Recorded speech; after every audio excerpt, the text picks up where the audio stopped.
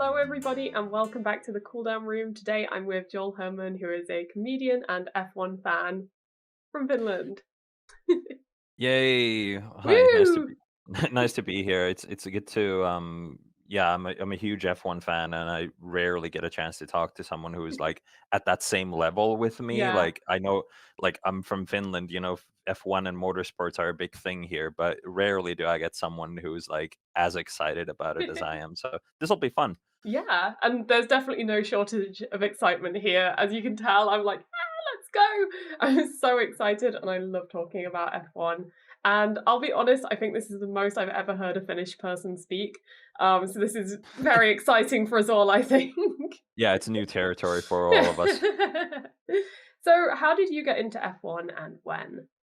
Oh, so a little bit of a background. I am uh, a couple of years older than most of the people that you would watch like or listen to F1 content about. So I was born in '92, and the first like actual memory that I remember about F1 was seeing the podium. Like I went to a friend's house and I saw the podium ceremony for the '97 European Grand Prix, the last race of that season, and it was won by Mika Häkkinen. That was actually his Ah, that was his first win. And I didn't see the race. I just saw like on the podium. It was like, oh, there's that's a so Finnish guy. cool. Like that's You're like, that's "Oh, that's interesting. my country." Yeah, exactly. That's my flag. And then I sort of like my dad was into F1 and rally too, so like all sorts of like motorsports and stuff. And at that point, it was just like, oh, like this like F1 thing seems interesting. And I got the F1 '97 PlayStation game too, so it's like, Ah, okay, cool. next season I'm gonna start watching. And then of course that was the season that Hakkinen won his first championship.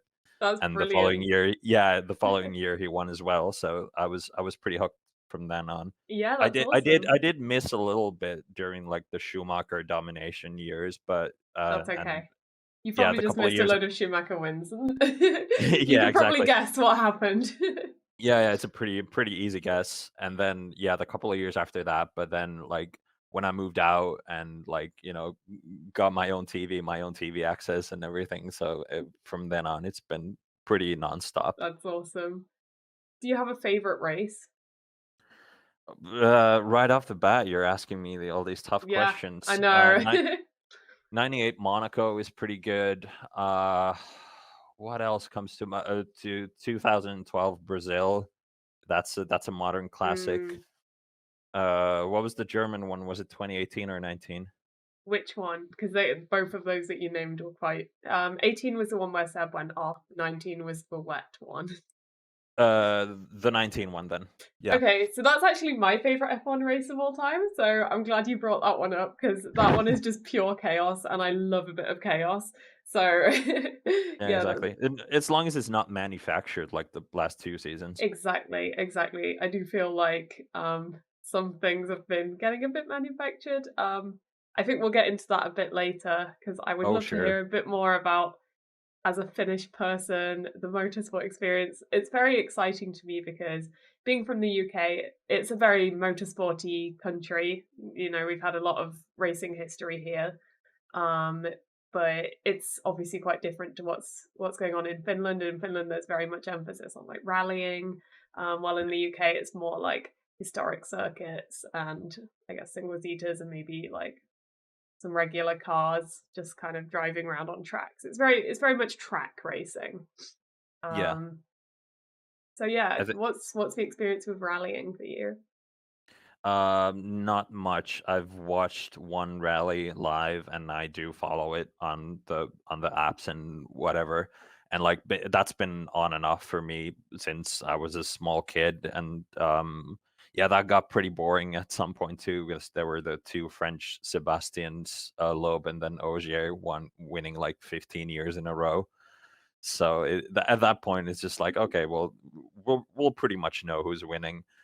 And then my family, like my stepdad is a drag racing Nordic and Finnish champion, and then my older sister is a Finnish junior champion in that too. So like that also helped a little bit with the whole motorsport Yeah. thing. And then yeah, I think the rallying thing is like everybody knows about it to an extent, but like the people that actually really follow it are pretty hard to find.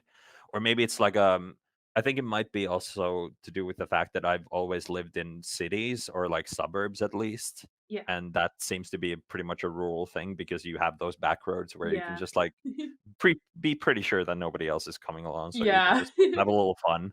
Yeah. Just fly off the hill. Exactly. Do a little drift. Yeah.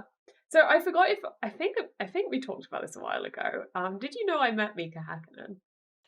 Yeah, you did mention that. Yeah, I'm still pretty jealous of that one. Yeah, so Where did you meet him? yeah, so I'll tell you, and I guess our viewers and listeners as well, because I don't think many people know this story yet. So, I was invited to the F1 arcade launch party in London, which is really cool. I honestly, possibly the coolest thing I've ever gone to in my life. So, have you seen the F1 arcade? Like, do you know what that is? I've only seen pictures. I Ah, don't know okay. much. Yeah, so it's like a kind of venue where you can do sim racing and have drinks and stuff. Just a nice F1 social space. It's very cool, and apparently there's going to be more popping up across the world in future days or years. Fairly brand new, right? Yeah, so it's like the end of last year I went to the launch party, and that was before it had opened to the public. So that was yeah, it's only been open a few months. So yeah, I went along to that, and I didn't know what to expect because I only found out that morning that I was going to be able to go. So it was quite last minute. I got in and it was really, really busy in there. So I was very overwhelmed. I was like, okay, there's a lot of people and a lot of noise. Um, so that was a bit like, difficult. But then I started to relax a bit as I got to, because I recognized some people, like there were some friends who I'd seen at other events. So I was like, oh, hi.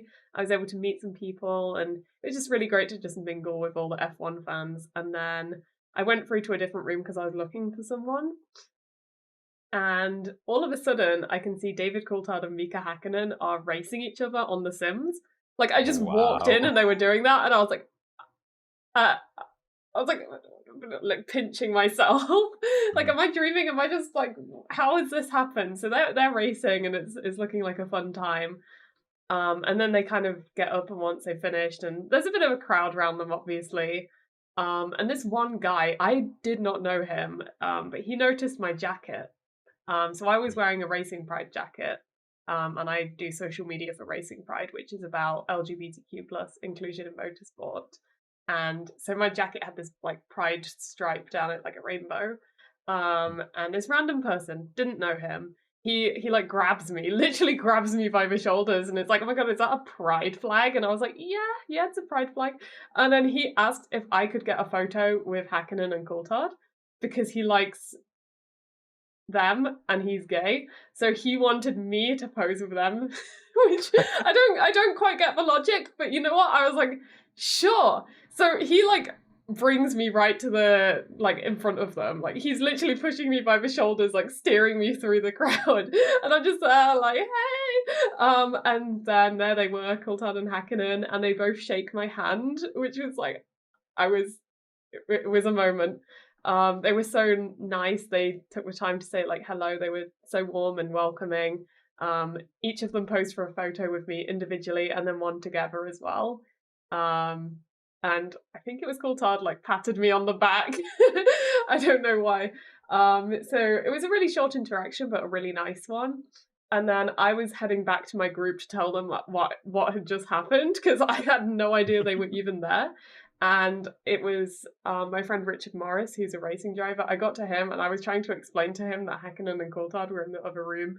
And then I like took a few steps backwards because it was quite busy in there, and people were kind of moving around.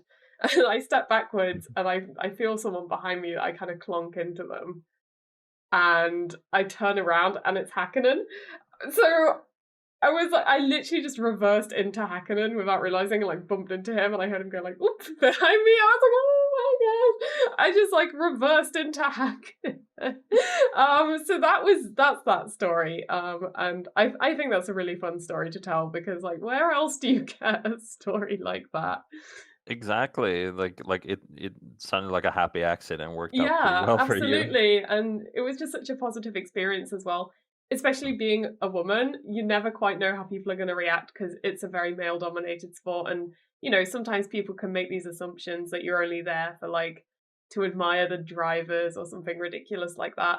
But I felt so accepted and included by everyone there, including the two icons of the sport. So yeah, it was just really nice to just feel really included and welcomed, just like everyone else. So Yeah, yay! yeah. He's That a was he's a hometown hero. Like I told you that mm, Hakkinen grew up in the same town as me. Just I'd forgotten on the about that. okay, fine, but like on the opposite side, but still nonetheless, and Yeah. Mika Salo as well. I think they grew up on the same street too. Wow. Um, It's like the and yeah, motorsport street. yeah, I don't know. I don't know which one it is. I've seen it in like some like old interviews or something, and they actually mention where the place is. Uh, and the part of town where he's from, they used to have Mika Häkkinen Square, but I think it Wow. got renamed last year or the No, year before why that. would they do that? I don't know because it was like, well, he won 20 years ago, so Oh, but he's such a big name though in motorsport. That's yeah. annoying. So when Hakkinen was racing, did you expect him to do that well straight away? I mean, I was what 5, 6, so I didn't really know, and it's like, oh, I know that he just won a race, so why Yeah. would he win more? You're like you have those sort of like little kid expectations that Yeah, everything yeah, is yeah. going to go your way, and for some reason it did, and and yeah, it was fun for that amount of time, and of course, like it was still exciting when he was racing Schumacher in 2000 and a little bit in 2001 too.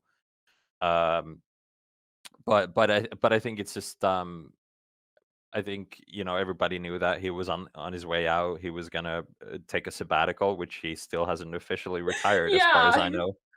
Uh, he's still coming back. There's still hope. yeah, exactly.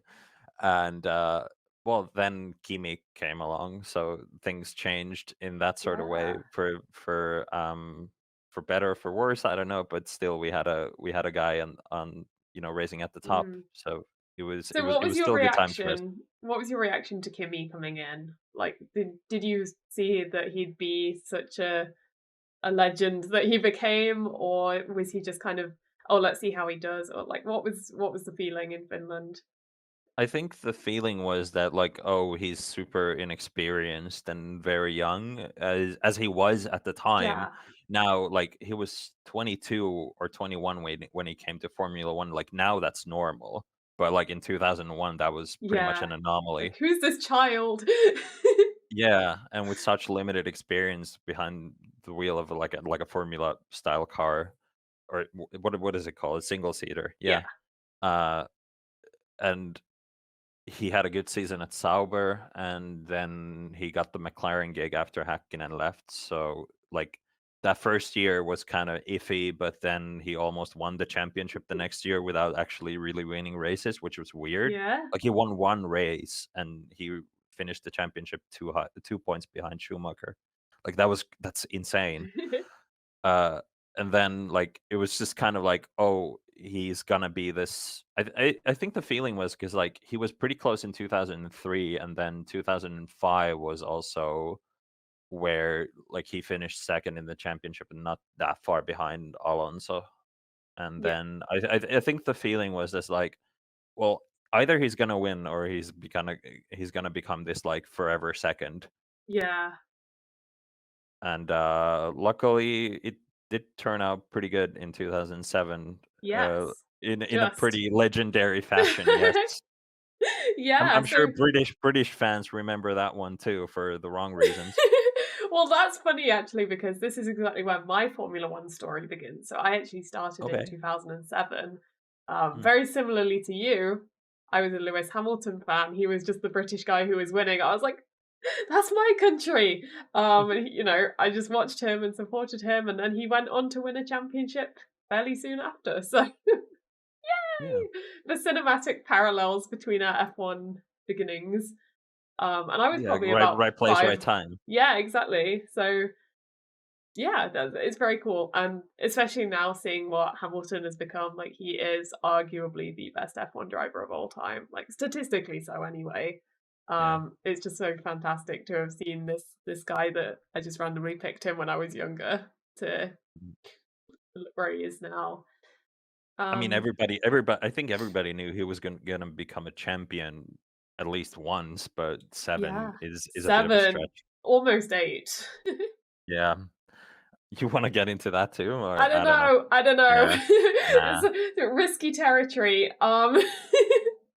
I have covered that a few times on this show, and generally people are more up to a discussion here. My pages never seem to be a except on Twitter. Other than Twitter, my pages are never an argument place. People can respect each other's opinions here, which is really good. So I'm gonna ask, what was your opinion on Abu Dhabi? Ooh, That Abu Dhabi. yeah. As a Luckily, we Finnish don't person, because you're like a neutral. Because like as a British exactly. person, I'm a little bit biased.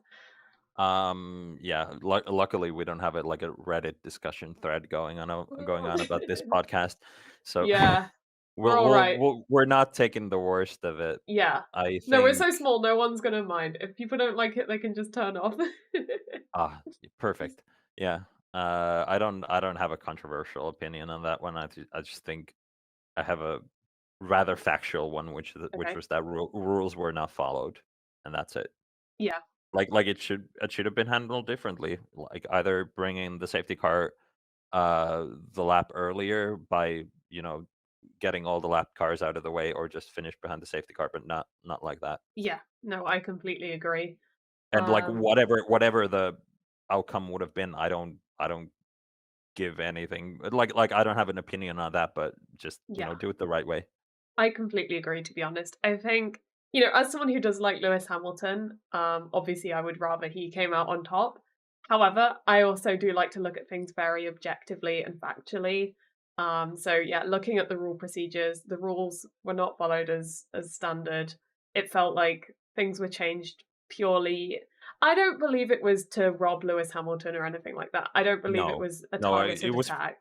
it was for the spectacle. Yes, exactly. It was a panicked decision made by the race directors or whatever the official word is, the decision makers Mm. under a lot of pressure because this was arguably F1's biggest race in history, maybe, It level on was. points going Oh, into the final for race. sure. So many new people who have never even seen it before, everyone's talking about the big race, even people like who I knew in my real life, like coming to me and being like, "Oh my gosh, are you watching Formula One?" And I'm like, "Yeah, of course I'm watching Formula One," because everyone knows I'm like the F1 person.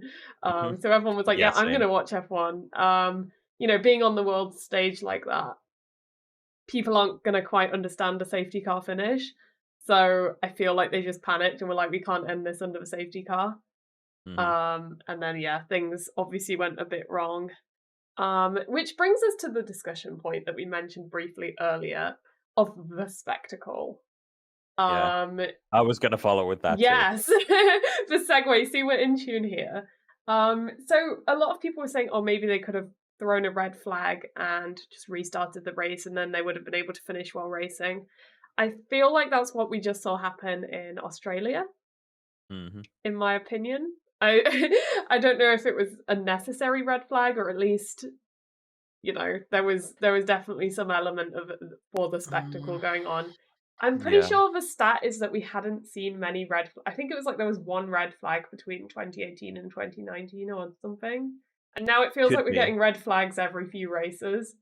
It is. So it's It was the most amount of red flags in a race ever, yeah. I So believe so, or at least the up most there. amount of starts, Yeah. standing starts.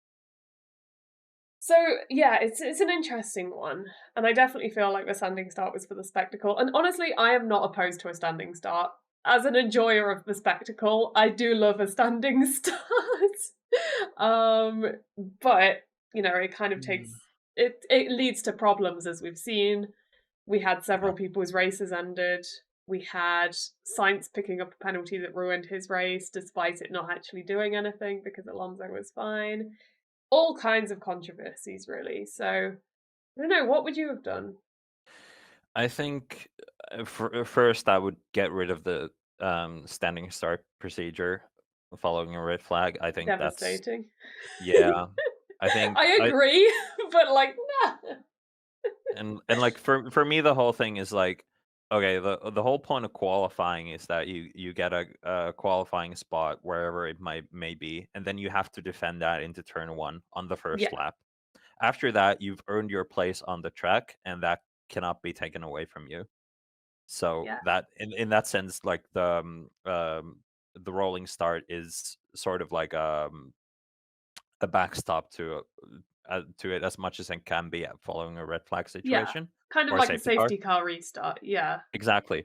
And so in that sort of sense, I think red flags aren't inherently a bad thing, but I think yes. Australia, where is Australia this year, I think was the jumping the shark moment What does that for mean?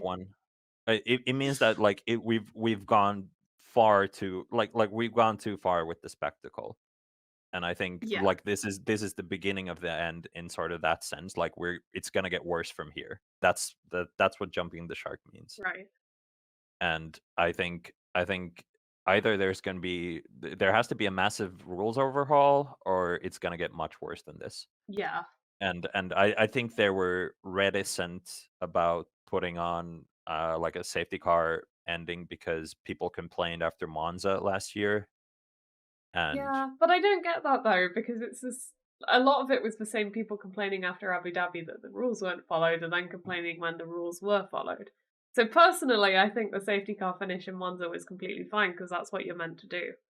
exactly, but I think here's the okay. This is gonna get me some hate mail if this Okay. podcast blows up. Be But nice, guys. Be nice. okay, because this is some elitist BS. So I think the people that have the problem with safety car endings are sports fans, not F1 fans. Because like a regular sports fan wants the spectacle, but Mm. you can't always get the spectacle. That's just how F1 works. That's how motorsports work. I actually don't think that's too controversial. I would Yeah, agree but with some that. people are gonna get pissed at that. Well, It's like, oh, yeah. like, yeah, you think you know too much or whatever. It's No, like, but that does make sense, and you can be a sports fan and an F1 fan.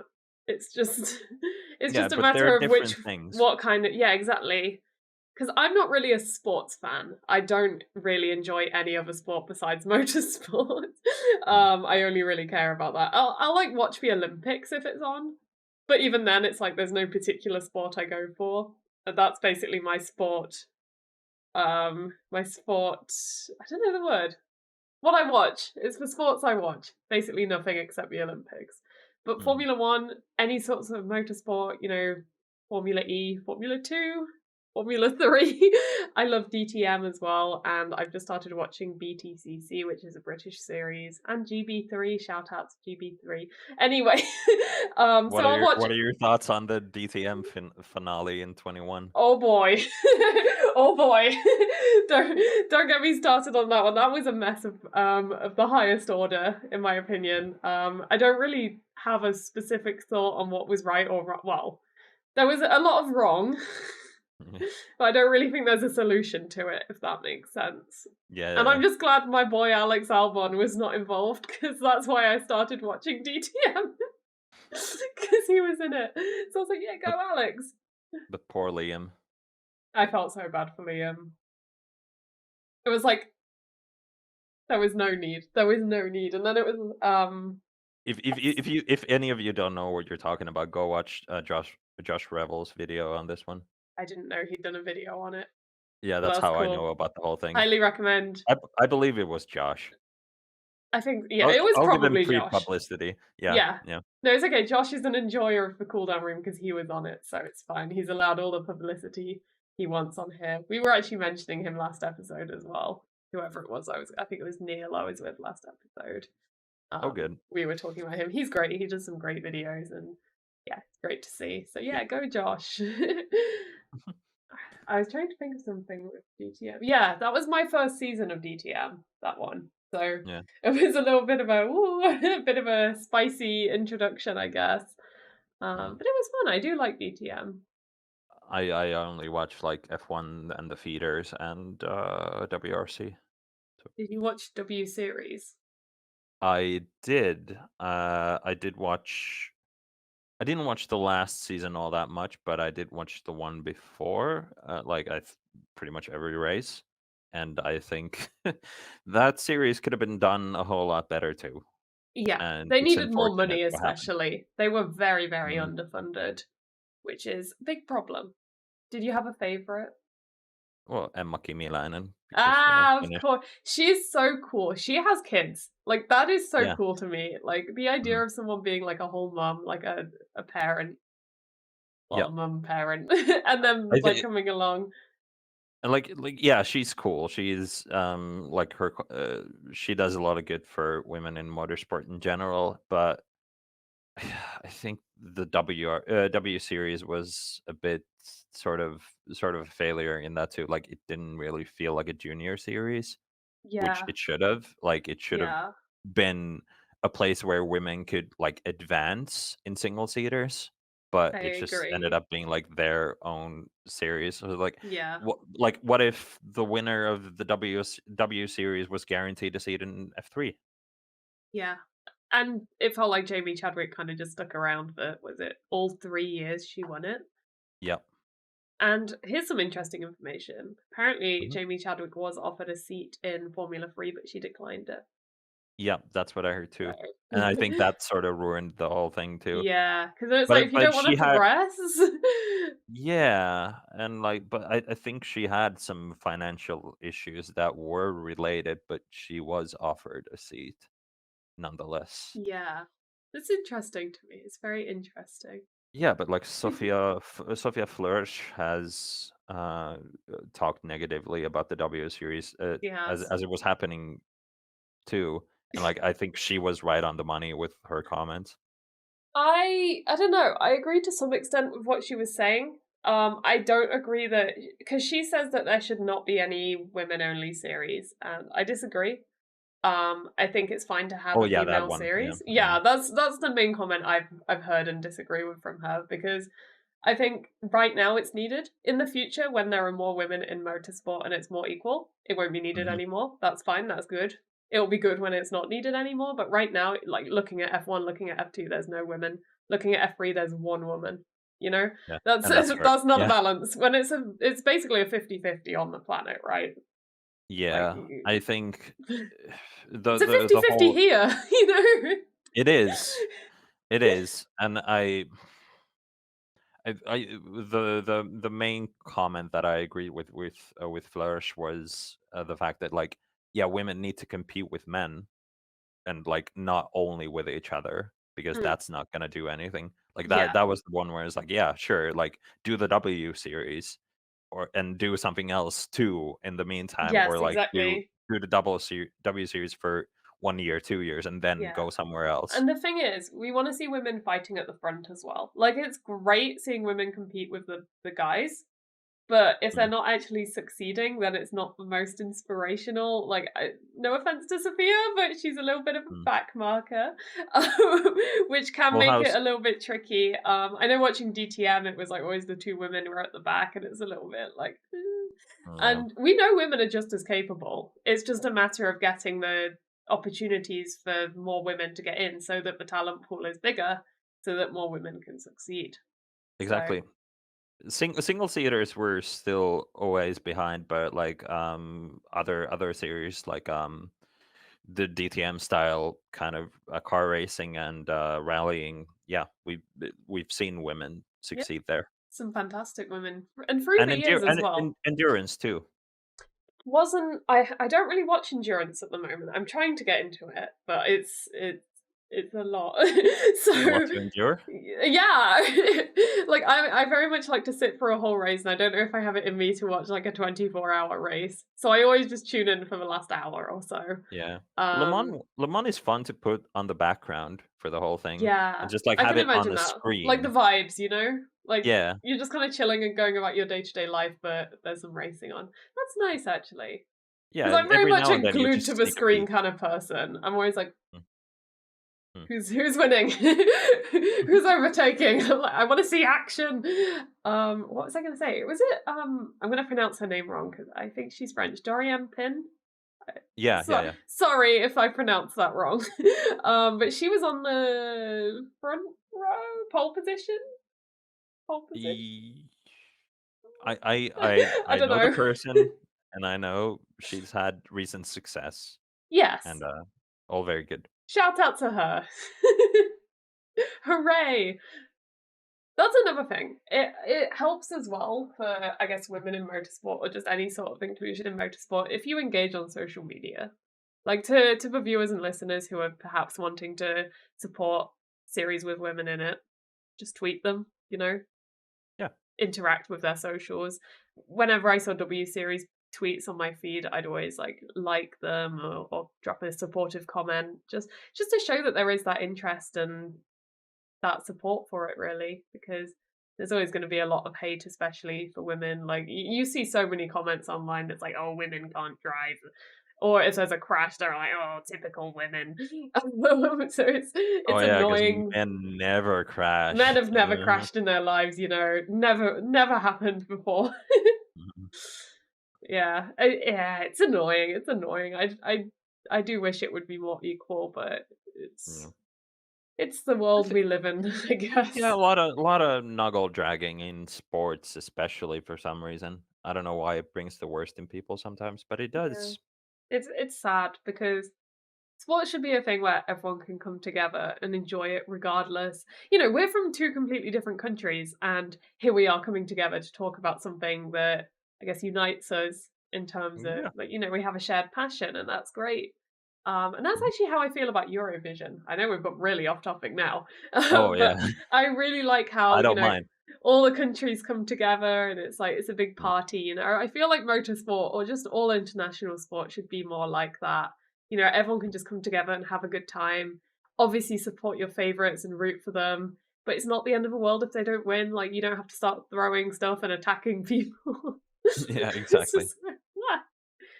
And Speaking of and which, and and go and going with our theme, we do mm, have like Finland does have a chance to win Eurovision this year, so I'll be watching more yes, closely than ever. cha And cha that's cha. how I do. Yeah, yeah, exactly. That's how I do with Formula One too. That's I'm awesome. not ashamed at all. Yeah. You know what? I actually got tickets to Eurovision today. I'm very, very happy. Oh yeah, because it's in Liverpool. Yeah. Yeah. Cool. It was the second batch of tickets went on sale today. It was earlier today, as of I recording saw. this, and Nice. I got one. I didn't get one in the first wave, so I was so happy to have got one. It's just like you're so That's happy. cool. Unfortunately, I'm not going to see Finland. It's for the other semi-final, Hmm. but that's okay. I'm going to be there, and that's what matters. Again, Käärijä is from my hometown. Oh my goodness! like Is it? I Is it knew just? I knew, I no, I'm not gonna name drop him, like, I pretty sure I've never met him, but I do know a lot of his friends, or, like, I went Wow. to school with a lot of his friends, so it's like, "Oh, yeah, he's from around here, how Oh, funny." it's Because I had no idea. Yeah. him! Oh, that's so cool. What are they putting in the water in your hometown? Like, what is I everyone don't drinking there? I don't know, maybe we just like attention. Maybe that's it. It's, I love yeah, it. we're in the shadow of Helsinki, so we're the small suburban Ah. town. Well, that's so Uh, cool, though. I didn't know that. and, yeah, I actually did watch Eurovision live too. I went to the final dress rehearsal when it was in Helsinki Cool. That in was a while 2000, ago. and yeah, that was Yeah. 2007. Wow. I was in 8th grade, I believe. Wow. That's really cool. How old is 8th grade? Uh, I would have just turned 15. Like Nice. because it was the spring, so like my Yeah. birthday's in March, so Cool. yeah. I'm too British to understand how grades work. My boyfriend's always like, "Yeah, when I was in grade 1" oh, no, 1st grade, I'm always like, Mm. "And how old is that?" Yeah, and it's different country by country, so Yeah. it's not the best example to use, but yeah, I Yeah. was 15. Luckily, age 'Cause is universal. Woo. yay. Speaking of age, Fernando Mhm. Alonso. That was Yes. such a bad transition. No, no, no, no, no, that was I'm perfect. We'll go sorry. we'll go with that. Okay, have you heard the rumors that Alonso is dating Taylor Swift? I don't think it's true, but have you heard this?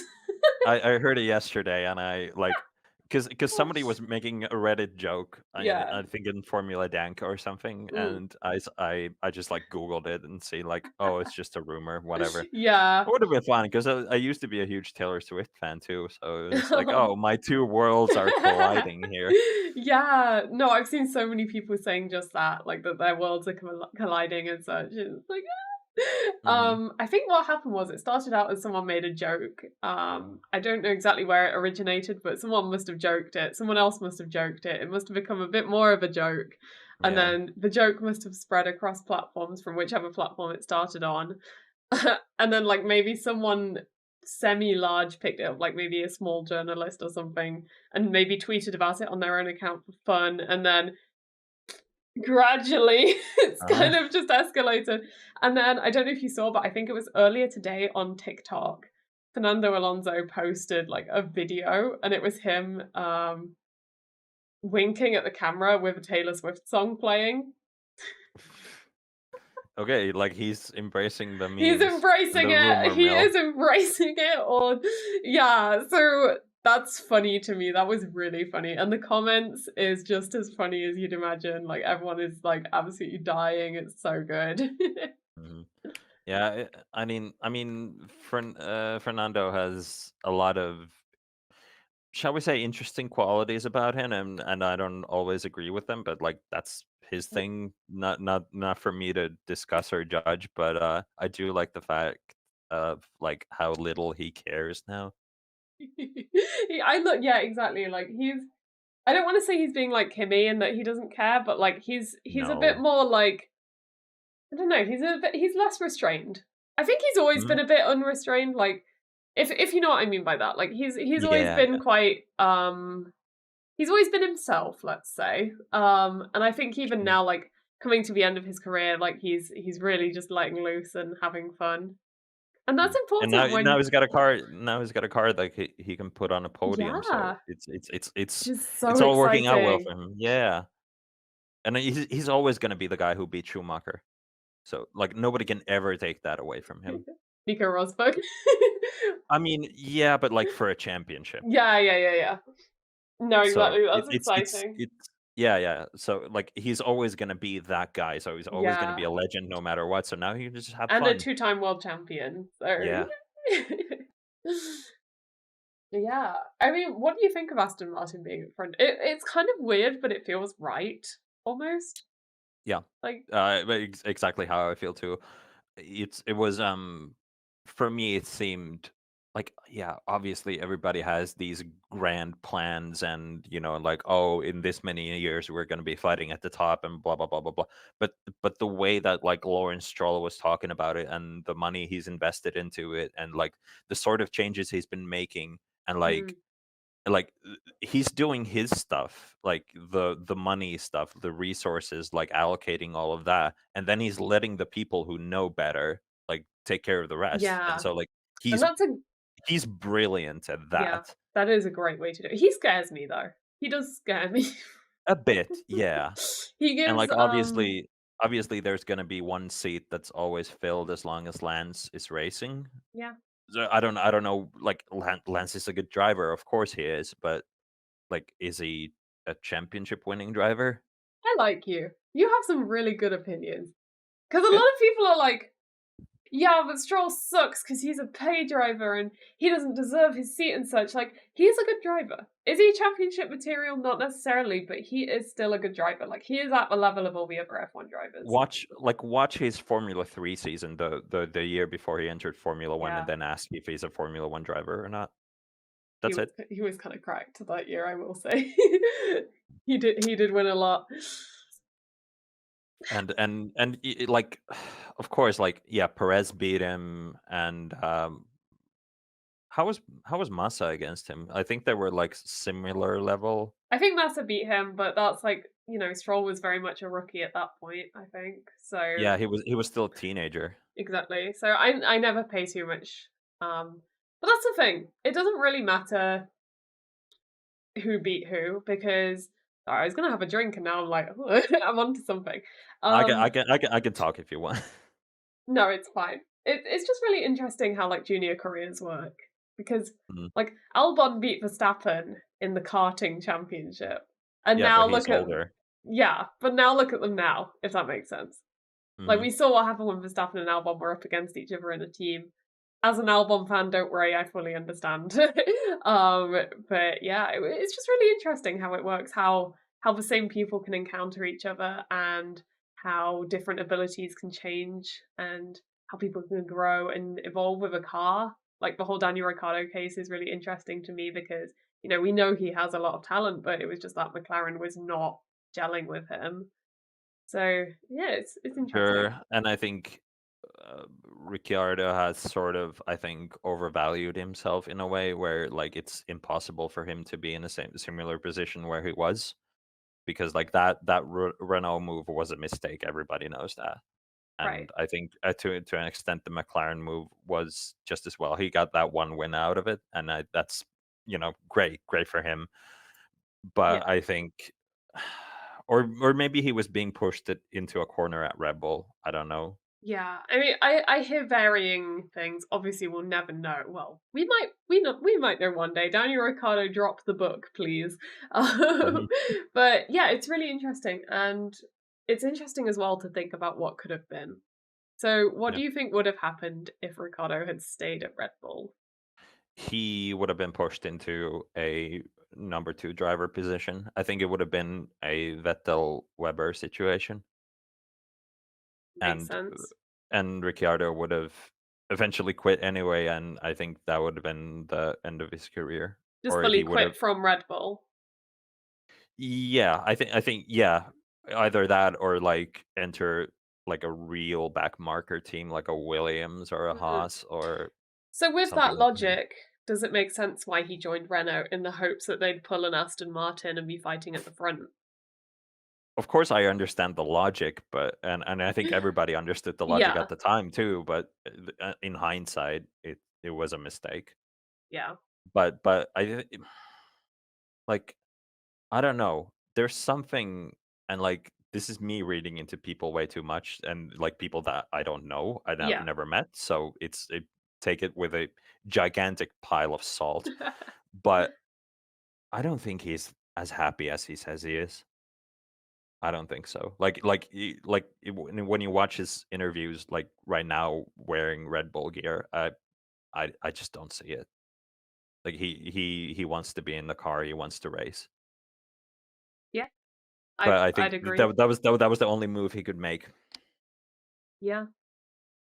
It's a sad one really because, like, I don't know, he just got unlucky with Verstappen coming in. Mm, Because imagine if he had stayed the number 1 driver at Red Bull, and I think he really could have gone on to do some good things with the team, sure. especially seeing where they are now. But then it's like, how much has Verstappen influenced where they are now? A lot, and Vettel did the same thing too, and Vettel is so they good at car development, I have to say. Like, yeah, he knows those cars. I think that's also a part of the reason why Aston Martin is so good now. Yeah, 100%. Completely agree. So we'll see where Fernando picks up from there, and Do I don't you know. think we'll see Vettel as a team principal one day? Or in a senior role within a team, similar to maybe Prost at Renault? I Prost to Renault, yeah, that I can see. Or yeah, something like that. Not a team principal, not on the pit wall. No, in the garage, yes. Yeah. Yeah, I think I'd agree. That'd And be nice. it's yeah, it's also like it's always such a mixed bag with former drivers getting into that side of things because Yeah. it can go either way. Yeah, I mean, definitely. like yeah, like Horner was a F3000 driver, I and think that like was it, yeah. yeah, and now he's probably arguably one of the most legendary team principals the sport has Yeah. ever seen. Love him or hate And then him. yeah, and then we have the the Prosts and the Stewards and those people like especially Prost. That was Mm. as a 90s F1 fan, that was uh something to behold, especially Yeah. the very end times of that team. I mean, Stewart got a pretty good paycheck when he sold the team to Jaguar, which then became Red Bull. So, I mean, I guess it all ended up pretty okay. Yeah. and we kind of came full circle, I guess, back at Red Bull. Yeah, it always ends there. Yeah, everything ends with Red Bull. How many races are they gonna win this season? Ooh, definitely not all of them. I think it would No. be because No, no, no. obviously they're the most dominant team in the fastest car right now. But I think it would be very silly to say that they're going to win everything because Hmm. statistically, it's just even if both of them DNF at some point, someone Yeah. else wins. But I do think they're going to run away with the constructors and drivers championships this year. It just doesn't seem like anyone's really close enough to challenge them at the moment. Obviously, with the new upgrades, I think there'll be a lot to look forward to um, Mhm. come Baku because I think it will be exciting. And I have high hopes for my team Williams. Ooh. Hopefully, they're generally quite good in a straight line. So Yeah. Baku is going to be the track for them. I hope. Mm. Hopefully, some more points for Alex Albon, and maybe some Nice. debut points for Sargent as well. He's not scored yet, has he? No, he hasn't. Yeah. He was Okay. 12th, something like that. Yeah, I just had to Maybe check, even more. otherwise I would embarrass myself because, like, I call myself a Williams fan and then yeah, I mean, if it's outside the points, we tend to know a little less. yeah, exactly, we don't Only it's not the the only the Yuki 11th place statistic that almost stayed, but then Sainz got a penalty, so we're Yeah, oh, yeah, I didn't think about that. Oh, that's funny. mm. Imagine And imagine though, 11th is, like, the worst place to finish. I'd be so mad if I was in an F1 race and got 11th. yeah, oh yeah, doing the whole Yeah. an hour and a half or like a race like Australia was. You drive around the Ooh, whole time and then, like, don't get a point, but you were so yeah, close to a only point. just. So Yeah. it's so Yeah, close but no cigar. Yeah, I here's a prediction that I will make about the okay. season though. Yeah, arguably, yeah, Red Bull are gonna win both championships, like no struggle there Yeah. whatsoever. Both Mercedes drivers will win a race this season, but neither Ferrari drivers are gonna. Ooh. That one I need a second. That's Okay, an interesting one. I disagree. I based think on. we'd see 1 Mercedes win and maybe 3 Ferrari. I'm saying 4, but, like, 4 in total non-Red Bull win. Hmm. Which I guess takes us to Yeah. 19 Red Bull wins. That's quite a high number. Maybe I'd say 2 Mercedes wins, but not necessarily 1 of each, and maybe 3 or 4 Ferrari wins. And I think Sainz couldn't get more than 1 win this year. I Hmm. don't know. Yeah. I do really like Sainz. I do really rate him as a driver. I just think Leclerc is Ferrari's number 1 driver. I think if they get the chance, they're going to try and prioritize him. I mean, we saw it at Silverstone last year. They Hmm. they tend to prioritize Leclerc, but they also tend to screw over both their drivers with the strategy. So who knows? Yeah. It is a Ferrari's gonna huge. be strong. Ferrari's gonna be strong next year because I think Vasseur is the man for the Mm, job, but too slow. Like right now, yeah, the pace of development is too slow, but and I think that's gonna that's be a okay. long term project. Yeah, I always when a team suddenly drops in performance or over a year or like doesn't grow too much over a year, I'm always very interested to see how they'll do next year because it feels like they suddenly are pouring everything into the following year, which is really Mm, fun to me. Like Aston Martin, for example, they were basically nowhere last year, and now look at them. I feel like they spent a lot of time developing this year's car rather than yeah. last year's, which is and there was the whole discussion of like Ferrari at the beginning of last year. yeah, yeah, exactly. Because they probably put a lot more into it last year, and now this year they're struggling a bit. While a team like Mercedes perhaps knows how to balance a bit better because they've Mm. been used to it. And Red Bull being in the winning position have been very free to just move on to next year's as soon as they've wrapped everything up. So Yeah, yeah, and the budget penalty was just a joke. yeah. Like it was so nonsensical. Do you think the whole budget cap thing has affected this year's championship? Because those are the two teams we're seeing at the front now. I don't think it has affected the championship in terms of like who's gonna win it or who's gonna be near the top, but I think it's brought the field closer, and that's what they wanted in the first Yeah, place. I like that. I know a lot of people are saying that it's not worked because Red Bull are so dominant right now. But if we look at literally everyone that's not Red Bull, it is so close, and that is hugely exciting. Mm. As someone who loves F1, it's like, yeah, look at all the cars, they're right next to each other. So, Yeah. yeah. So my bold prediction at the start of this year, I will admit I made this before Stroll fell off his bike. So Mhm. this was like a February prediction, I guess. My prediction was that Stroll would outscore Alonso. Oh, okay. Yeah. That's everyone's reaction. They're like, It's like, hmm. no, I don't see it as an impossible thing, It's a just rather bold improbable. prediction. Yeah, I Yeah. think it's just like the amount of unlikeliness that people perceive it to be versus the chance of it happening. So, Mm. like, if it happens, everyone's going to be shocked that I got it, you know? Yeah, and Alonso is one of those drivers that don't take any amount of time to get used to a new car. Mm, Like like almost any other driver you could think of, like you put them like they change teams, and the first year is always just a bit of a write off. It's like, oh yeah, they just changed teams. It's like whatever. They'll get up to pace during the season, and next year is going to be their year. But yeah. Alonso, like that doesn't apply to him. Never has. Yeah, exactly. And that is what you call really like one of the best drivers there's been in Hmm. F1, if you can just have that immediate, you know what I mean? Like you just Yeah, yeah. gel with the car The it instantly. factor. Yeah. Yeah, exactly. And I feel like someone like Verstappen has that as well. Um, Not that there Mm. aren't other drivers on the grid that can do the same, but we saw from Albon how difficult that Red Bull is to drive, and no matter how many experimental changes they did to try and make the Red Bull easier to drive, Max just handled it every single time. Yeah, Like because he just as a baseline, it's made for him. yes, yes, but also it was a tricky one to drive even with Max's Mm. driving style being more catered for. Um, I do feel like he can just pick things up very, very quickly, which is hugely impressive in my opinion.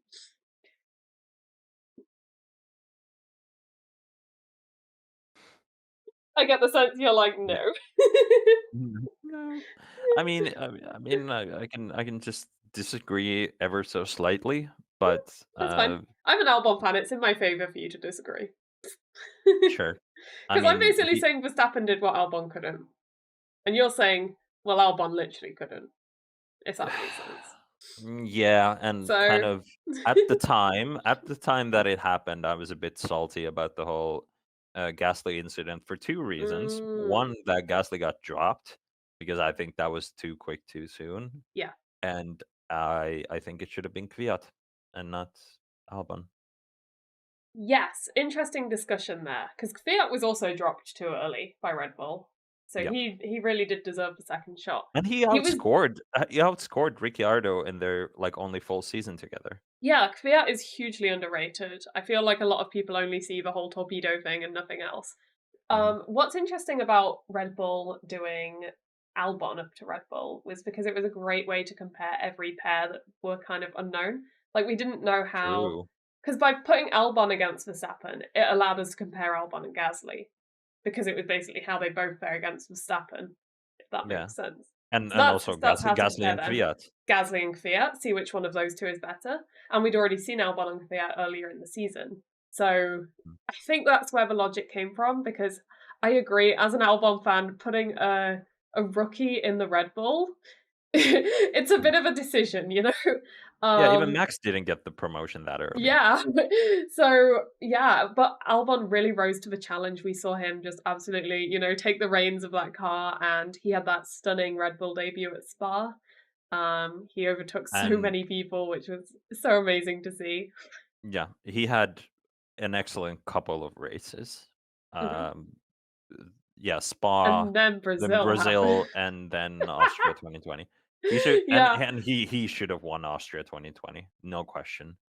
I mean, as a Finnish person, I'm very happy that Bottas won it, but that was Albon's race. That was like his one ultimate chance. Yeah. I'm in severe pain. Like Imagine how I felt, right? As an Albon fan, like, he's my guy, you know? Hmm. Not only Brazil was bad enough because he was going to get his first podium there. Austria, he was going to win because he was Yeah, basically past Hamilton, right? And it Hamilton was. arguably was the harder of the two to overtake, in my Mm, opinion. I He mean, had the pick. that's No. everybody's like as a Bottas fan, that's Mhm. everybody's opinion, and I Okay. will have to agree. Yeah. But I'm a big Bottas defender. I do love Bottas. And what I do want to say is that Bottas is an incredibly smart driver, way more smart than people give him credit for. Mm. And the reason he's so consistent is because he has such great risk versus reward kind of weighing up. He knows when to fight his battles and which ones to fight. He probably wouldn't have put too much of a fight up against Albon because Albon had the fresh, was it softs? The fresh It tires, was. basically. It was. Both Mercedes were struggling with, I think it was power or something. They had to stay off the curbs. They were basically just clinging on. And Albon had basically cleared Hamilton in just one corner. So, Mm. Bottas needs to just push forward and not risk losing more time so that Hamilton would catch him. So I feel like he would have cleared Bottas fairly easily as well. So He would yeah, have. in my opinion, he definitely would have won that race. Albon definitely would have won that race. Yeah. Would have Yeah. led the championship too, briefly. He did. He did. That was very cool. Well, he would have. Albon would have, but Bottas did. So, Mm. uh, and the fact that he hadn't even got a podium at that point, I know. It's unluckiest sad. driver. And I will defend Albon's Red Bull stint forever. I will forever defend it. Like so many people say he did a bad job, he absolutely did not. Um, Yeah. Especially when you look at the Checo versus Albon stats. Both of them on average 4/10 off max in quali. Problem is, when Checo was in Red Bull, the Red Bull was faster so that 4/10 off max would put you in P4 or P5. When Albon was in Red Mm. Bull, the Red Bull was slower. 4/10 off would put you as low as P8 in some races. So that's all I'm saying. He was perceived to be Good. a lot worse than he was. Let's just say that. You've got the numbers. I'm not gonna disagree with them. Don't disagree with them. And yeah, Albon definitely deserves a place in F1 at the very least. 100%. Oof. Yeah, I think we could probably finish up here, to be honest. We've just reached the hour mark. It does not feel like it's been that long. No. But yeah, It's one of those things where like we could go on for 4 hours or we we could end could. it here. Because like everything has a tangent and another tangent. It's always like this with F1. Because like there's so I'm many like I hate using the word storylines because of Drive yeah. to Survive, but No, that's go for it. that's the point. Yeah. Embrace it.